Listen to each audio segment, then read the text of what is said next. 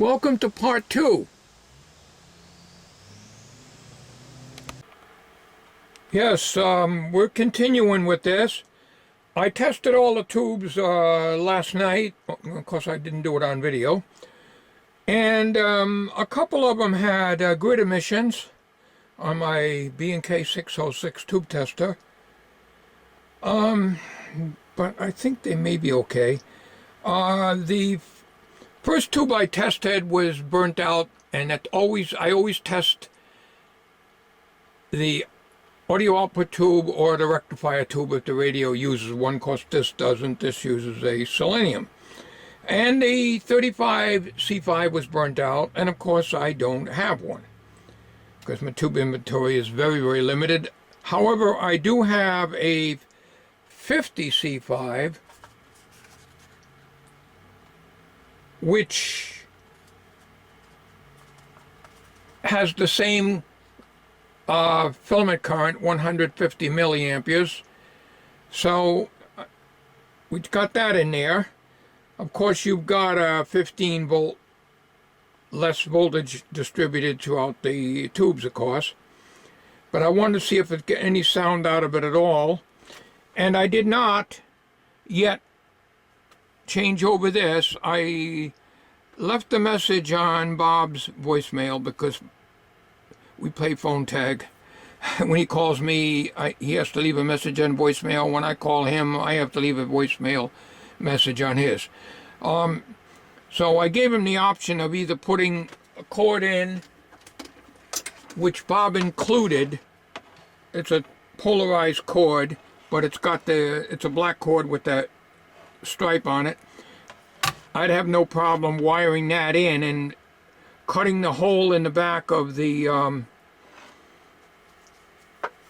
cover, removing the Cheetah cord plug right here by drilling out those two rivets. This is a non-polarized Cheetah cord. Bob says he may have one. He left a message on my voicemail, but he didn't say whether it was polarized or not. If it's not polarized, we're not using it. And if it is polarized, we can drill this out and put a couple of 440 nuts and screws in there. Unbolt this or drill out the non-polarized. In other words, get rid of these pins over here, because these are both equal size, and you know we can't have that. One's got to be bigger than the other. It might be better just to take this right off, drill this out, right here, and just put the cord, wire it directly in here. But that's Bob's choice, so we'll do that later on. I may want to remove this wire. This is original though, but I could remove it. But I would have to have that line cord coming through here. I got to check if I'm going to use that hardwired line cord. I got to see if it's long enough. Now I checked out on the schematic, and I'll show you on the schematic. There's a 22 ohm resistor down here. It's only a half watt. It's underneath here. It's been checked out. I'll show you on the schematic. Alright, there's the power plug. There's the switchable ground, which is going to be changed out. There's your selenium. We're doing away with that 047 across the diode. I personally don't think it makes a damn bit of difference. Why it's there, I don't know, but no one's chimed in about it. So when we make the conversion to a silicon diode, we are not going to put a capacitor across it. Here is the 22 ohm resistor that feeds in to the input filter capacitor, which is in this case 50 microfarads, but of course we're using 47s. So I was going to put another resistor in series with the silicon diode, but I think the 22 might be enough. You're concerned with too much voltage going into the capacitor. As long as the new replacements are good for 160 volts. Now, off camera, and I'm not going to go hooking it all back up again. I had the radio all hooked up, run through the isolation, all that stuff. We're not going to do that now, again, to show you, so take my word for it. The radio of getting on the input filter capacitor right now with the tubes lit and with a faint FM station coming through, that's all I get is one station right now, but there's no antenna on it, just a little piece of a clip lead that I put on the terminals in the back. I was getting 90 volts on the input. The schematic calls for 130 volts at the plate of the audio output tube 35C5. If you look back here, there is no voltage listings here, so that's the highest voltage in the set. So the input filter cap is getting exactly 90 volts. The second cap was getting about 68 volts or 70 volts thereabouts, with the tubes lit and a weak FM station coming in. With the burnt out 35C5, I'm going to show you now. I was getting a much higher voltage because the tubes weren't conducting. So let me show you what we are going to be getting with no tubes.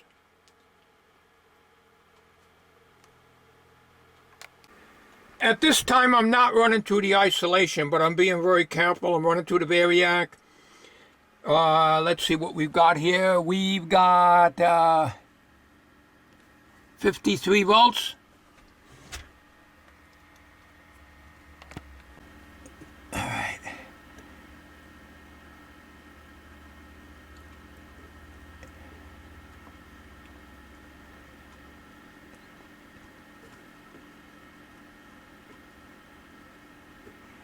All right, 80 volts. 80 volts, we got 96 volts on the input filter cap, no tubes lit. I pulled the 50C5 out because that's the only tube I had to substitute the 35C5. We are on the input filter. 22 ohm resistor comes off the Selenium Rectifier, and then input feed to this capacitor here. This is the 47 at 160. This is the 47 at 160 to replace the 250s that I put in there. All right, now we're going to crank up the variac.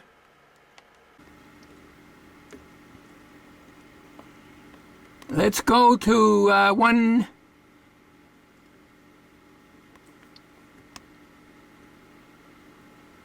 All right, we're on 111. All right, let's see. With 111 volts going in, we're 133.6 on the input filter capacitor. Now, again, this is without any tube conduction. So you always want to make sure that the input capacitor, well, any of your filters actually, the voltage does not exceed that. We're testing the Selenium Rectifier, but the Selenium Rectifier does not perform too good when the tubes are conducting. The input filter at that time is only getting 90 volts, which I did not show you. You'll have to take my word for it because I have to hook a lot of stuff back up to get this to work under load. Let's continue. Let's go to 120. We'll go right up to 120.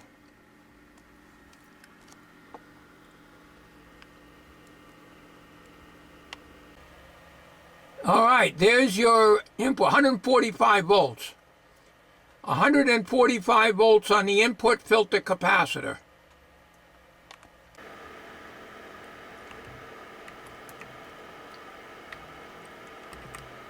Now, I won't try that. I gotta have my face right in there. I can't see anything. But take my word for it, it's lower on the second capacitor. Actually, I've got it on the second capacitor now, and it's still 145 volts. And the reason for that is simply because there's no current being drawn on the radio. You know what? We'll put the 50C5 in the 35C5 socket, and we'll get this thing to conduct, and I'll show you that it's only 90 volts. Now, the reason for this test is we're going to be replacing a selenium rectifier with a silicon diode, as I said. And we're going to try to keep that 22 ohm resistor that's in there, the one that's right after the rectifier and just before the input filter. We're going to keep that in there because it's a dog trying to get in there. Otherwise, I'm going to have to add one on the other side of the chassis. Down here you can see this selenium rectifier. See it? I was going to put this diode inside, but you can see it's a lot more congested than I thought it would be after getting the caps in. I could probably get it in there, but you know what? This thing is already on the outside of the chassis anyways, with its terminals sticking proudly up where you can get your hand in there and get shocked anyways. So, so it isn't going to make any difference.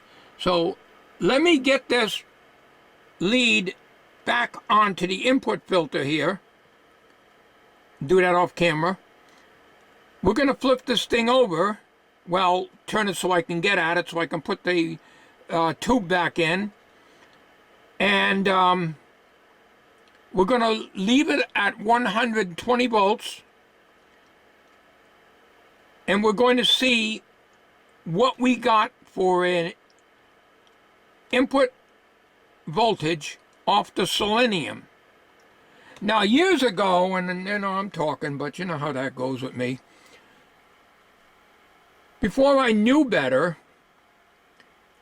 we had an RCA black and white 21-inch television that was our family TV for many years until the picture tube went.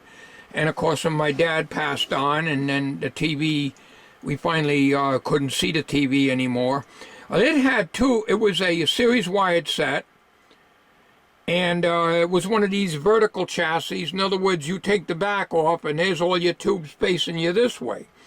All right, and two nice big selenium rectifiers, great big orange jobs sitting down at the bottom right-hand corner of the TV. Well, we got rid of that. I think I gave it to Robert, Farm Radio. He has videos once in a while here on YouTube, not too often. And I gave it to him because it was my parents' TV. It was the last television we had. And back in those days, when I was learning and I didn't know too much about TV until I met Nate Carver, and he steered me correct on that you do not take a top hat or a silicon diode and go across a weak or a dead selenium rectifier. It's a no-no, because the selenium rectifier blows. You're going to have a stinky mess like rotten eggs. I've never had one blow on me, but that's what I understand. They do not go peacefully. So, sure, I could take and put a silicon diode across this, and you know, it'll boost the voltage up, but that's not the way to do it. Now, that selenium is not producing under load the voltage. It's not giving me the 135 volts that I showed you on the audio output tube plate. There's only 90 volts there.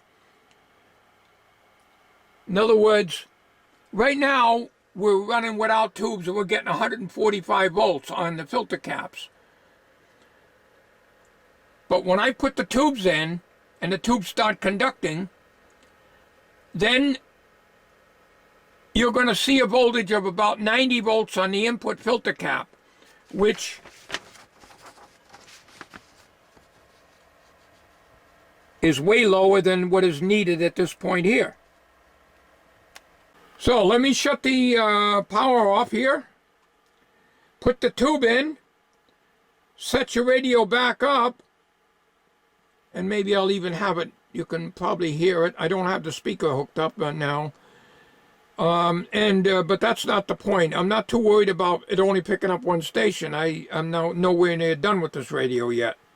Oh, and yes, before we do that, see this little guy up here that I told you about? Now, take my word for it. I think you can see it. See that little wax job there? That's a 047, I think. It's in the RF. It's a bypass, just like I figured it would be. Very, very low voltage. So the chances of that leaking enough to upset the RF is 0 in my book. You know the GOAT book. You know how the GOAT book is, don't you? Well, in my book, I'm not going to touch that. Yes, Doug said you can cut one end and jiggle it around. Maybe you can get in there. No. Even if I could cut it off in there, the chances of me soldering it in there is going to be very slim. So, yes, if it was on the B plus line, if it had any substantial voltage on it, I would have to cut it off and get in there somehow, even if I had a horrible looking job after I did it. But let me show you where it is on the schematic before we get any more into this radio here. There it is right there, 047 C4. Follow that up, follow the yellow brick road, and we're into the coil, into the antenna coil. Okay, let's follow the little yellow brick road. Okay, follow the second line down. My eyes are going crazy here. Oh.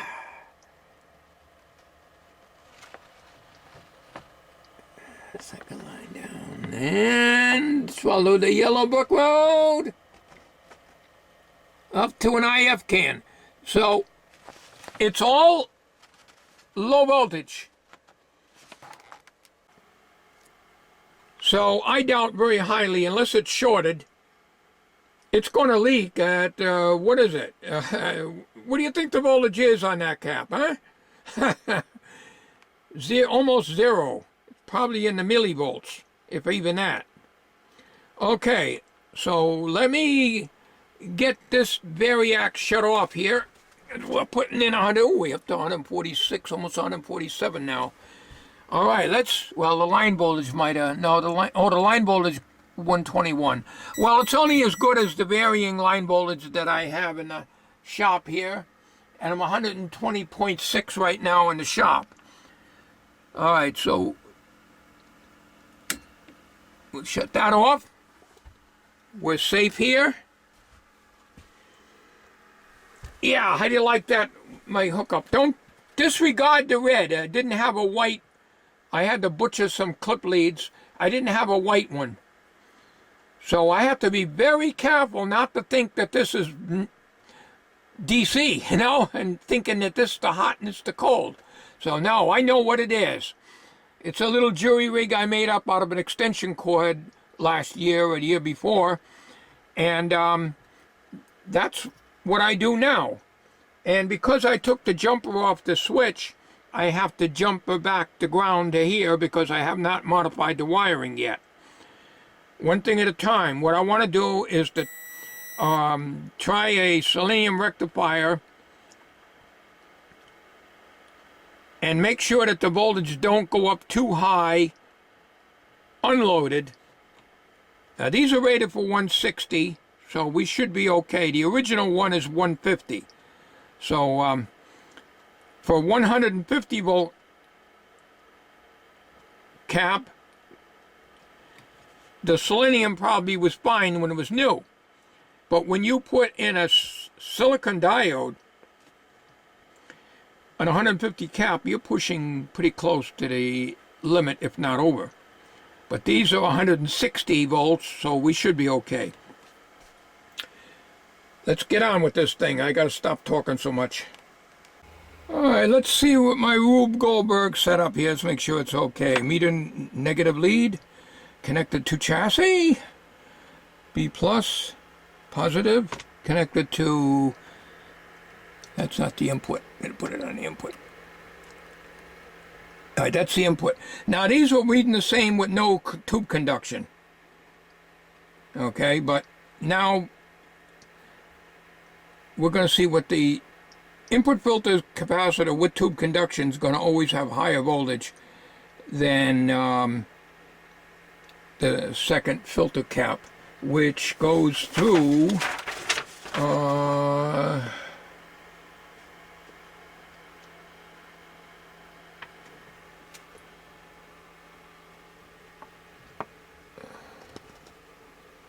input filter. Okay, looks like it goes to the audio, goes to the screen. Okay, and then the output transformer.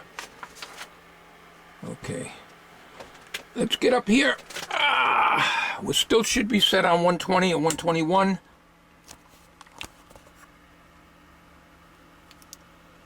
$120 volts. We didn't touch the variac. There's the B+. Now we got a 50C5 in there, so it's going to take longer for full tube conduction. So your voltage is going to go up and then it's going to start dropping to about 90 volts. That's what I was getting before.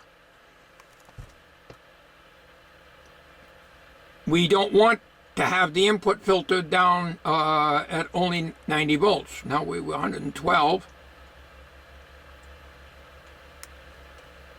It's going to take a while. It takes quite a while for this radio to make any sound at all because we're 15 volts low on the filament string. And we don't want to crank up the input voltage to compensate for it because then you're going to have too much B+. 112. As I said, we should be having... I think it's 135. I'm looking through the viewfinder. I can't tell. But I think I said 135.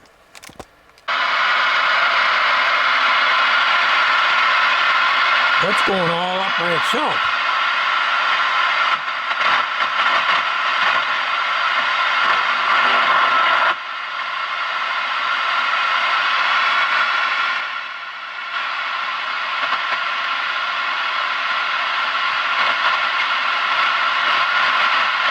I don't have an antenna on it. There's nothing on that. I had a wire on it before.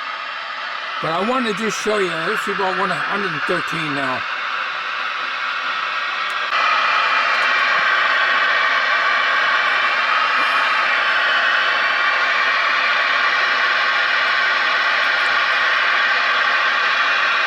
Wrong one.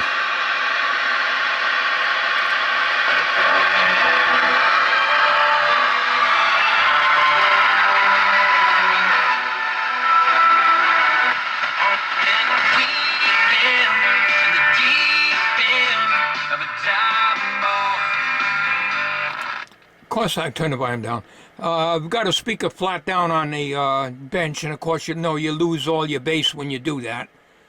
You probably know that anyway, so a speaker always sounds better when it's not blocked like that. But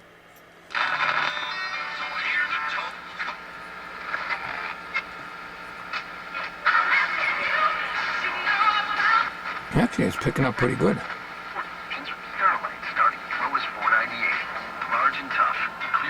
Tightly sealed and water resistant. Whatever you need to store, however you want to store it, today is the day for doing it. The Pack Store Saver only at the Home Depot.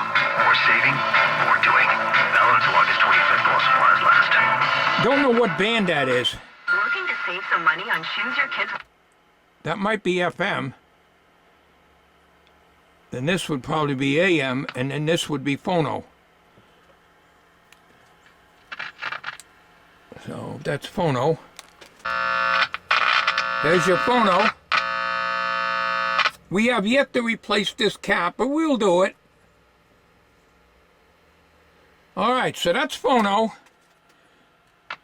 So this might be AM or maybe FM. I'm not sure what band it is. I got to look at the cabinet where the switch is.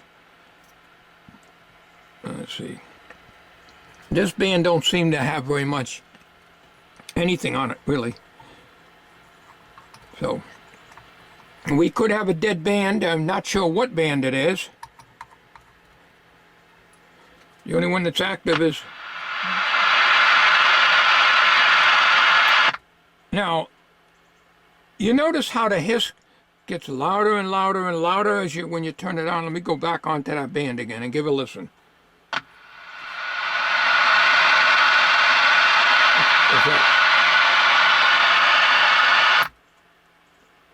All right, we're up to 115 volts on the input filter cap.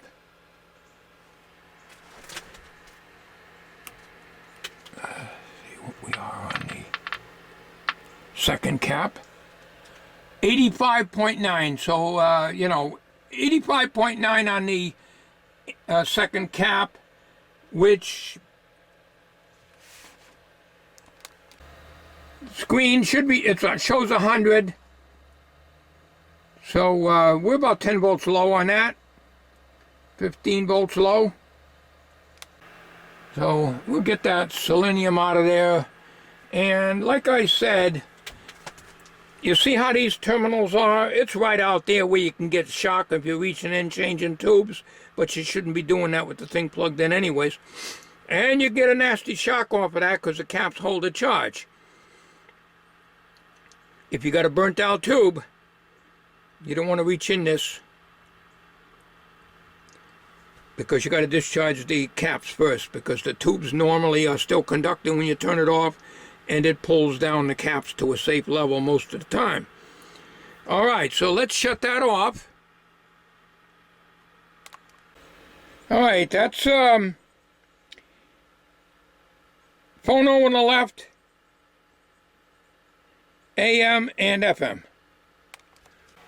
It's quite unusual that the FM works and the AM doesn't, but you know, you old goat, did you ever think that maybe, you old goat, you didn't put this on? Now, there are two wires I showed in the introduction video on this radio. One wire was connected here, and my feeling is there should have been two wires on here, which are coming off. And I think that's the antenna circuit. One wire was pushed through the cover, through the holes, and then it looked like it was connected to one of those two terminals, which would be wrong, because that's for the FM. That's for the FM dipole. I'll research the schematic, but I'm pretty sure both of these wires are connected to this trimmer cap, which is a tuning for the loop stick. Here we go, loop stick again. Antenna coil. I keep calling it loop stick. I don't know why, but you know what I mean. Well, there's your AM. Of course, it's loaded with interference. I had to unplug my dehumidifier. That thing kills the whole band.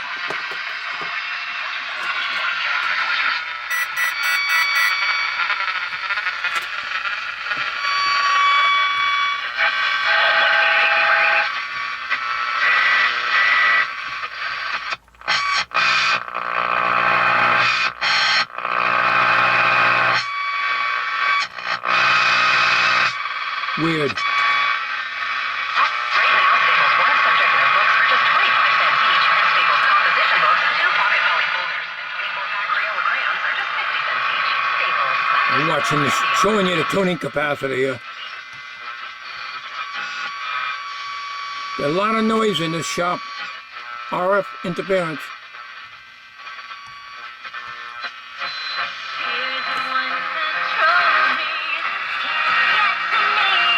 Right, so that's why the AM didn't work.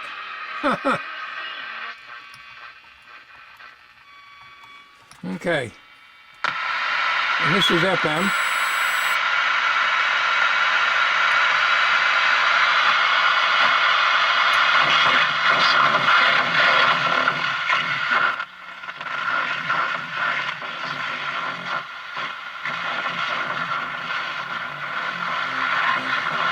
be because I don't have the proper audio output tube. Balancer 102219. Attention, Connecticut. It's code red. I know exactly what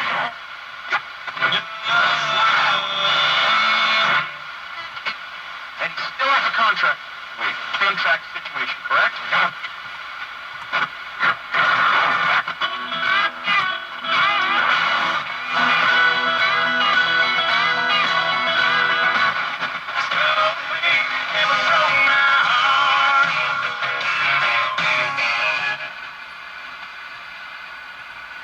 Well, I think we got a working radio.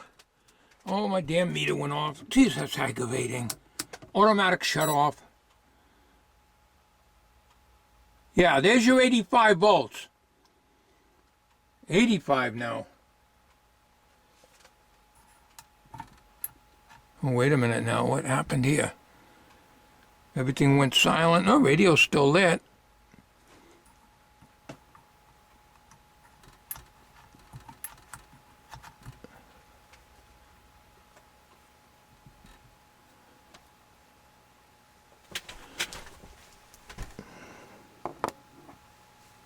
This is the 50C5. Very hot. Oh. 120 volts. I don't know, the radio went silent, but the selenium is very warm, very, very warm. Well, not now it isn't, it's cooled down, but it was almost hot, too hot to the touch.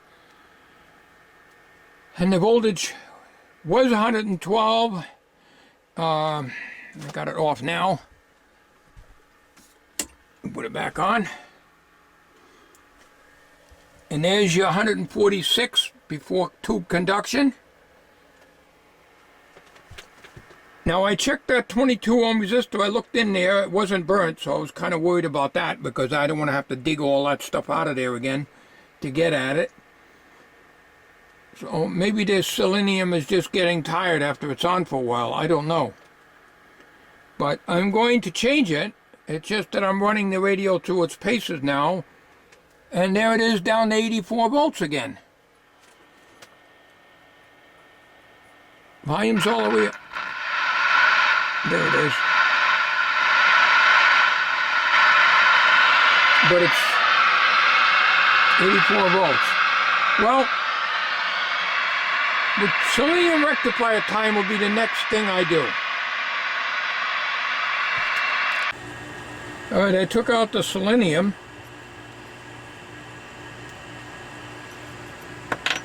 This goes to the 22 ohm resistor, which in turn goes to the filter capacitor. And this end goes to the went to the positive of the selenium, so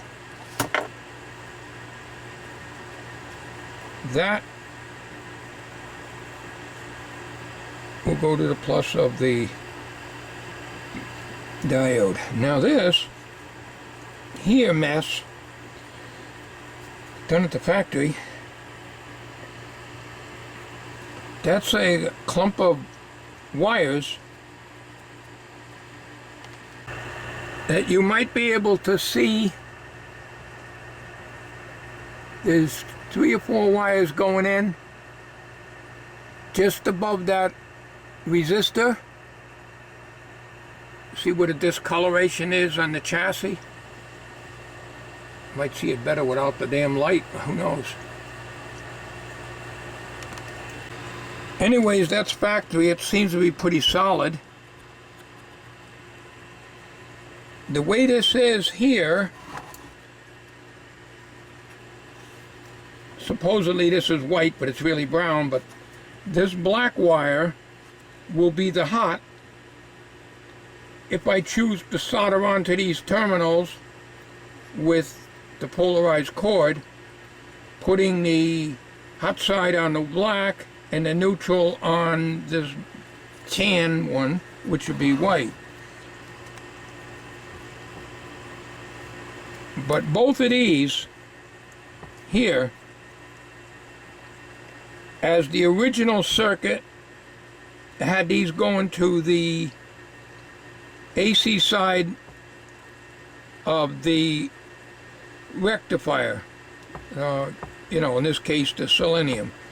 So I will have to modify that, and maybe I'll just keep this thing with these original wires. See, this clip here originally held it down under here like that. Okay, these two went to the AC side of the Selenium, and this went to the DC, or the positive side of the Selenium. So my diode would go across here, but I want to do the wiring correct here. So what we have to do is to make sure that the tan, which is actually white, in this case will be referred to as white, is the neutral, and the black, of course, will be the hot.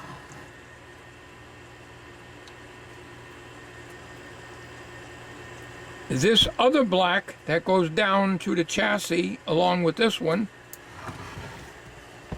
I traced it out, is right here on the switch. So it's already there, so I can switch my hot. What I need to do is to get the AC hot side connected here. Then I won't have to disturb that wire. These are things I'm going to do off camera, trying to keep the radio as original looking as I can, rather than the run. The replacement cord Bob included. Drill this out and just shove the cord through there, have it come up and have it come in. I think this, being original, will look better than this. In other words, do my modification from this point out. And the polarized plug, which is what this is,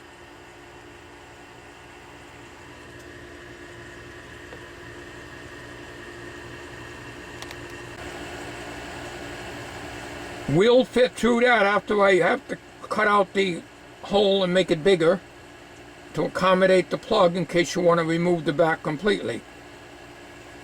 I'm going to wait a little bit on that because I want to hear from Bob if he gets a polarized cord. If he gets a polarized cord, still going to have to come up with a jack. A jack to replace this one because it's not polarized.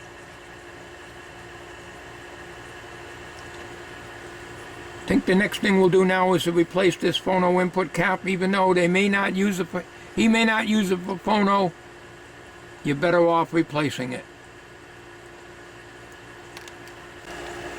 Before I end this video, I'm going to stick a 1N 2007 silicon diode with clip leads on those wires over here. We're just going to do it that way and see what our input filter cap voltage is with the radio running. Now that Selenium was running pretty warm. It wasn't in the beginning. The 22 ohm resistor didn't look like it was hurt. I can't really tell if it was running hot. It didn't look it. And the electrolytics, of course, are brand new, and they're 160 volt rating. So let me get back to you as soon as I temporarily clip on a silicon diode here.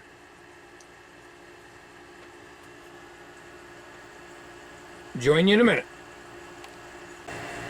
Okay, here's my 1N 4007 hooked up.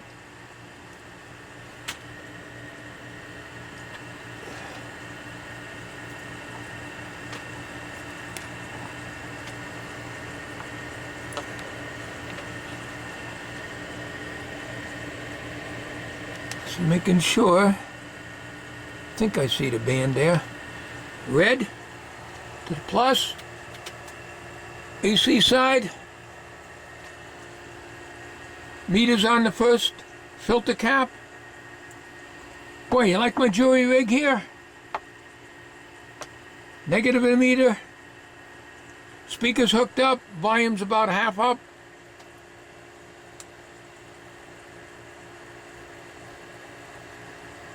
We double checked the polarity here. So we got the neutral going to the chassis.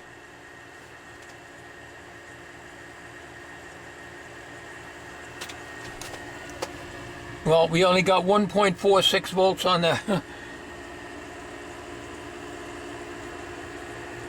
We're going to a dim bulb.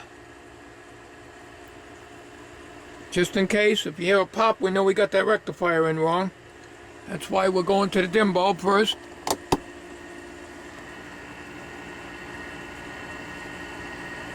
We just got a little glow, because that's normal. The rectifier didn't blow. But that selenium was running hot, and I'm just wondering if I need maybe a heavier diode. That's a 1 amp diode, a 1N 2007, I believe. 1N 1007. Damn, I'm getting old. 1N 4007. I don't believe this. This is even worse. Only 108 volts. Now I'm stumped. Capacitors are cold.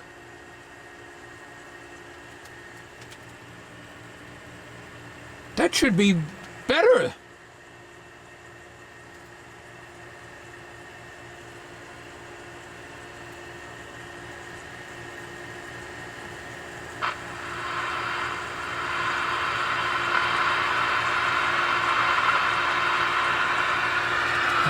That's something's not right here. It can't be because I got a 50 C5 in there instead of a 35 C5. Can't be that.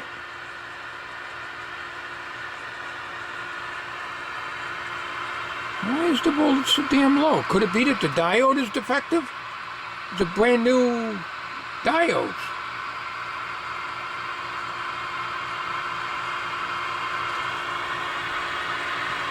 All right, let's try taking the bypass off the dim bulb. You see the dim bulb here is not lit?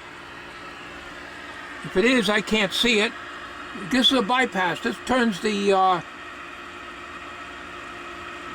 this shorts out the bulb, so we're directly on the line. So let's do that and watch this.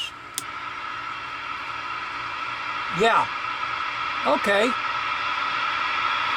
What a difference.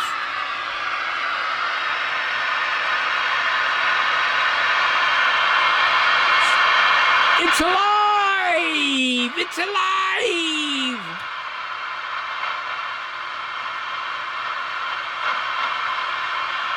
So this goes to show you, you cannot run the dim bulb all the time. It's only good to test, make sure you don't have any shorts. I gotta clean the controls. I use deoxid right up there, see it? I use CRC cleaner and deoxid. I haven't done these controls yet. But I will.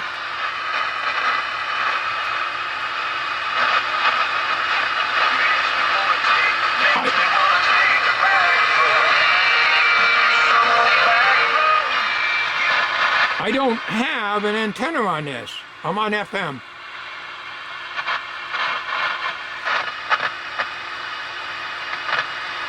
Tuning capacitor probably needs a little cleaning too.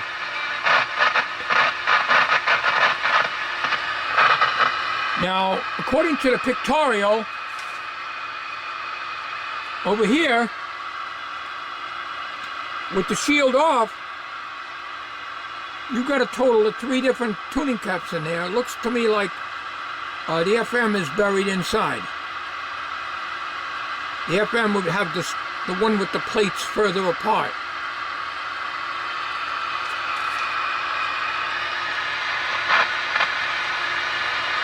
All right. We're going to turn that off. We'll put this back down to dim bulb. And watch the voltage. There it goes. Okay.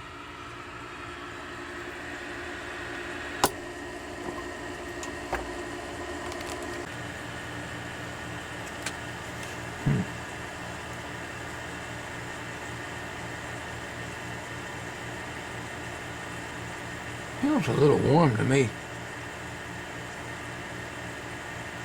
You know what I do? Most of my things, I put 3 amp diodes in these things. 1N5408, 3 amp diodes. That's what I'm going to put in this radio. Then I'm fully covered. Okay, that's it, folks, for today. This is the end of part 2. It's a slow, ongoing process, but I'm trying to cover all bases. I have to do the wiring for getting the neutral bonded to the chassis. Again, there is no B- and chassis separate grounds. It's all one ground. B-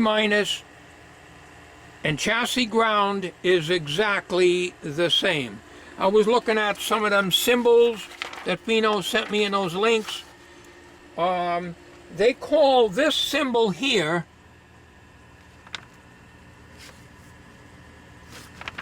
earth ground. No, that's chassis ground. That's the only ground on this radio. Okay? Chassis ground, chassis ground. Chassis ground. Chassis ground. Okay? I just want to make that point clear, so I think some of them links are incorrect. Yes, there are different types of grounds, and like I showed you in that diagram that I cannot find right now. I think it's right here. Yes, you do have this. So, in this case, the one on the left is chassis ground, the one on the right is earth ground, okay? But we're not concerned with this because we only are dealing with one grounded system in this radio. In other words, this is an electrocution radio if you don't ground the chassis by way of the neutral bonded to the chassis. And if you don't want to do that, I got an isolation transformer. You don't need a great big one like I got. A small isolation transformer is a good idea to run these radios on, and if you do that, you can keep the original plug, as long as the cord's good, to make them look good. I highly recommend that, to get a small isolation transformer for your vintage radios if you do not want to put a polarized cord and plug on it.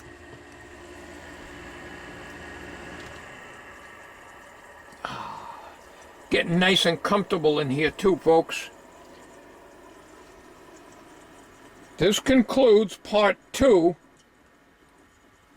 of the RCA 2XF91 radio, chassis number RC1121. Thanks for watching.